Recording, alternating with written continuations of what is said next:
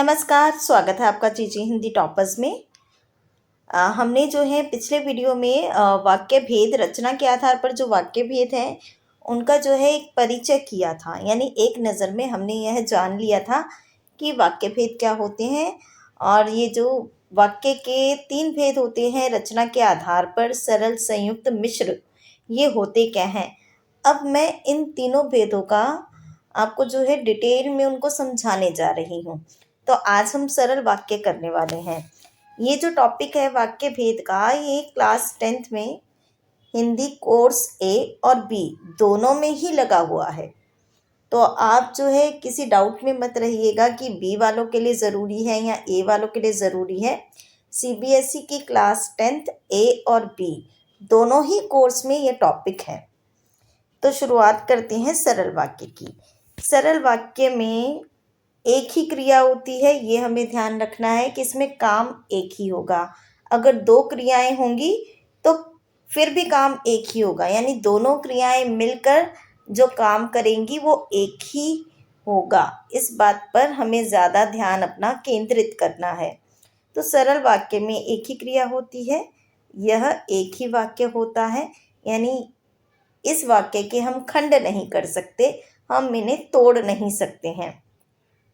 ये देखिए ये आ गया ना, इसमें उपवाक्य नहीं होते, यानी कि वाक्य एक होता है, इसको हम तोड़कर इसके 2 अलग अलग भाग नहीं कर सकते, ये हमें ध्यान रखना है। और इसमें एक ही क्रिया होती है, मतलब काम एक ही होगा। कई बार क्रियाएं 2 हो जाती हैं लेकिन वो दोनों मिलकर काम एक ही करती हैं। एक सीधा सीधा साधारण सा जो वाक्य होता है वह सरल वाक्य कहलाता है। अब इसके हम उदाहरण देखते हैं ताकि हमें यह अच्छे से समझ में आ जाए। मुझे कल, ये देखिए, मुझे कल दिल्ली जाना है, हो गया, एक ही क्रिया हो रही है इसमें, बिल्कुल सीधा सीधा वाक्य है, मुझे कल दिल्ली जाना है। इस वाक्य के हम खंड यानी हम इसको तोड़कर इसके भाग नहीं कर सकते। अब दूसरा देखिए, नीचे गिरने के कारण गिलास टूट गया। 2 क्रियाएं हुई है इसमें, गिरना और टूटना, लेकिन गिरने के कारण टूट गया, काम एक ही हुआ है। ठीक है, गिलास नीचे गिरने के कारण टूट गया। अब यहाँ पे के कारण पे आप देखिए, के कारण की वजह से यह जो वाक्य है कहीं से तोड़ा नहीं जा सकता। तो आपको ये भी ध्यान रखना है, ये ट्रिक है, एक्चुअली ये ट्रिक है, आप इस ट्रिक से भी कर सकते हैं कि जहाँ पर भी के कारण होगा ना वह आपका सरल वाक्य में जाएगा। ठीक है, इसको आप याद कर सकते हैं। अब चलते हैं आगे। अब सरल वाक्य में कई बार ऐसा भी प्रश्न आ जाता है, वैसे कई बार क्या, आज तक सीबीएसई में तो नहीं आया है इस तरह का प्रश्न, लेकिन आने के चांसेस बनते हैं कि सरल वाक्य के घटक, इसके 2 जो है ना घटक भी होते हैं, एक होता है उद्देश्य और एक होता है विधेय। आप में से कई लोगों को ये पता भी होगा कि सरल वाक्य जो होता है ना उसके 2 घटक होते हैं, उद्देश्य और विधेय। तो ये क्या होते हैं वो देखते हैं। उद्देश्य होता है वाक्य में जिसके विषय में कुछ कहा जाए, कर्ता, यानी यह उस वाक्य का उद्देश्य है, यानी जो भी बात कर रहा है या काम कर रहा है वो उद्देश्य है। और विधेय क्या है, उद्देश्य के विषय में जो कहा जाए वह विधेय है या क्रिया। जो काम हो रहा है ना वाक्य में, जो क्रिया हो रही है वो विधेय होती है, और जो करने वाला होता है क्रिया को वो उद्देश्य होता है। ये मैं आपको उदाहरण से समझा देती हूँ। देखिए, दशरथ पुत्र राम ने, यहाँ पर दशरथ पुत्र राम ने रावण को मारा, कर्ता कौन है, राम। तो ये जो पूरा है ना, दशरथ पुत्र राम ने, पूरा ये आपका, ये हो गया हमारा वाक्य का उद्देश्य। माफ़ कीजिएगा मैं ठीक से लिख नहीं पा रही हूँ, लेकिन आप समझ जाइए, ठीक है। और अब देखिए इसमें विधेय क्या होगा, ये क्रिया, रावण को मार गिराया, ये है विधेय। अगर फिर भी नहीं समझ में आता तो वाक्य का आगे वाला हिस्सा जो होता है ना वो उद्देश्य होता है, और पीछे क्रिया वाला हिस्सा जो होता है वो विधेय होता है, यानी आगे का हिस्सा ये उद्देश्य हो गया और पीछे का हिस्सा ये हो गया विधेय। आप ऐसे भी कर सकते हैं जिन बच्चों को नहीं समझ में आता। अब आगे चलते हैं। एक दो उदाहरण और देख लेते हैं ताकि हमें यह अच्छे से समझ में आ जाए। देखिए, परिश्रम करने वाले छात्र परीक्षा में सफल होते हैं। पहले तो हमें वाक्य के दो खंड वाक्य को दो हिस्सों में बांट लेना है। दो हिस्से कर नहीं सकते हैं, लेकिन हम अपनी सुविधा के लिए करेंगे। परिश्रम करने वाले छात्र, छात्र कर्ता हो गया ना, इसको कर्ता तक पहले हम आधा कर लेंगे। तो ये तो हो गया हमारा उद्देश्य। अब परीक्षा में सफल होते हैं, ये हो गया विधेय। ठीक है, ये उद्देश्य, ये विधेय। दो तरीके मैंने बता दिए। एक तो समझने वाला है कि काम करने वाला जो है वो हो गया उद्देश्य, और जो काम हो रहा है वह विधेय हो गया। और जिन बच्चों को नहीं समझ में आता वो ये कर लेंगे कि वाक्य का जो आगे वाला हिस्सा है वह उद्देश्य होगा और पीछे वाला हिस्सा जो है विधेय हो गया। दोनों ही तरीके से मैंने आपको बताया है। अब आगे एक देखिए, दूसरों के साथ मीठा बोलने वाले व्यक्ति सबके मन को भाते हैं। तो देखिए, कर्ता यहाँ तक हो गया, व्यक्ति तक।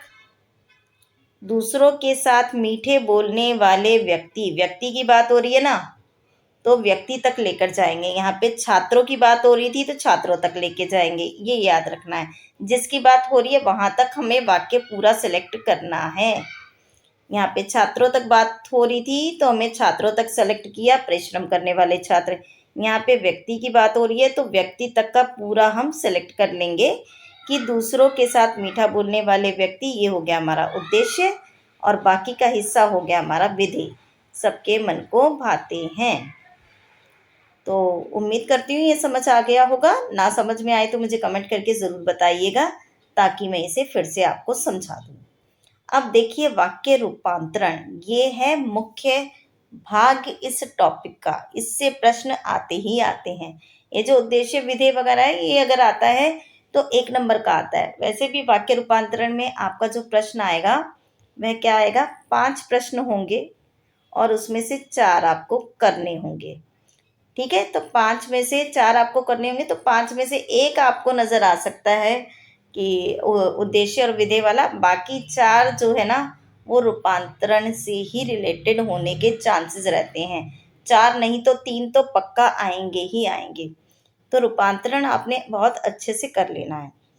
तो चलिए अब हम वाक्य रूपांतरण करते हैं। हमारे पास एक वाक्य है, आप अध्यक्ष की कुर्सी पर बैठे और कार्यक्रम की शोभा बढ़ाएं।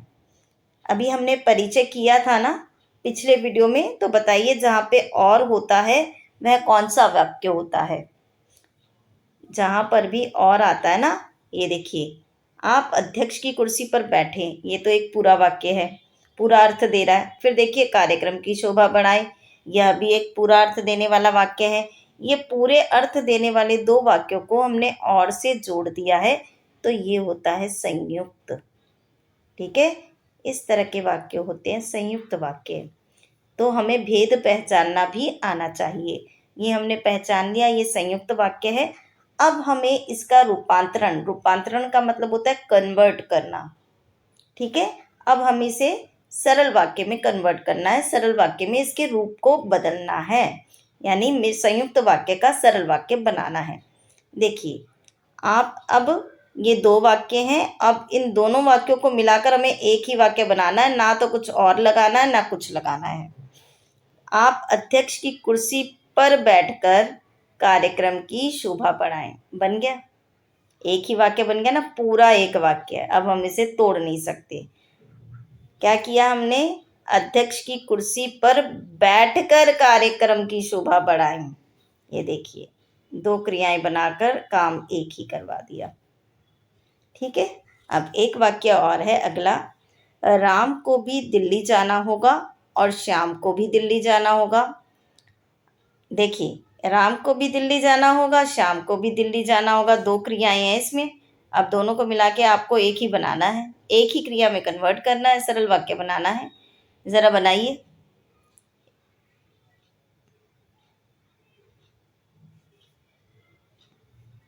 देखते हैं अब इसका उत्तर क्या होगा।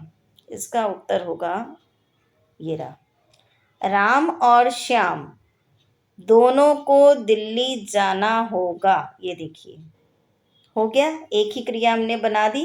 राम और श्याम दोनों को दिल्ली जाना होगा। अब यहाँ पर देखिए, यहाँ ना कई बच्चे कंफ्यूज हो जाते हैं, असमंजस में पड़ जाते हैं कि और तो यहाँ पर भी आया और यहाँ पर भी आया। अब मैम ने तो बता दिया कि और तो संयुक्त में आता है, लेकिन यहाँ पे तो सरल है, सरल वाक्य में और कैसे आ गया? ट्रिक यहाँ पर भी देखिए, यहाँ पर और आया है क्रिया के बीच में। दिल्ली जाना होगा और दिल्ली जाना होगा। यहाँ पर जो और आया है, यहाँ पर ये कर्ता के बीच में है, राम और श्याम के बीच में है। यहाँ पर क्रिया के बीच में है, दो कंप्लीट वाक्यों के बीच में आया है ये। ठीक है, संयुक्त वाक्य में जो और आया है ये वाला, ये दो स्वतंत्र वाक्य कंप्लीट वाक्यों के बीच में आया है। और यहाँ पर जो और आ रहा है ये कर्ता के बीच में आया है, राम और श्याम के बीच में आया है। ये अंतर है इसमें, ये ध्यान रखिएगा कि कई बार एग्जामिनर इस तरह के क्वेश्चंस भी दे देते हैं। अब देखिए अगला जो है उदाहरण, जब मैं स्टेशन पर पहुंचा गाड़ी आ चुकी थी। ज़रा इसका बनाइए आप। ये पहले तो ये बताइए ये कौन सा वाक्य भेद है, ये वाक्य भेद बताइए ज़रा। जब मैं स्टेशन पर पहुंचा गाड़ी आ चुकी थी, जब तब वाले किस में होते हैं? ये होते हैं मिश्र वाक्य। ठीक है, हमें वाक्य भेद भी पहचानना है। यह मिश्र वाक्य है, इसका अब हमें सरल वाक्य बनाना है। तो आप बनाइए, मैं चाहूँगी आप बनाएं।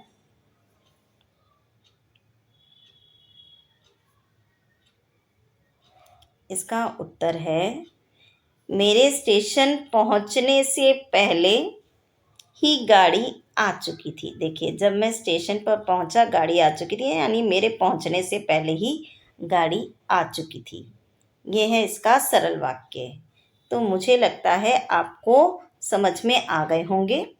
यदि आपको वीडियो अच्छा लगा है और जो मैंने समझाया है वो आपको समझ में आया है, तो इस वीडियो को अपने दोस्तों में, मित्रों में शेयर कीजिए। उन्हें भी जो है इस वीडियो तक उनकी पहुंच जो है सुनिश्चित कीजिए। कमेंट करके मुझे बताइए कि आपको जो है इनका जो एक्सप्लेनेशन है, जो मैं समझा रही हूँ, आपको समझ में आ रहा है या कुछ कमी रह गई है, तो मुझे कमेंट करके ज़रूर बताइए।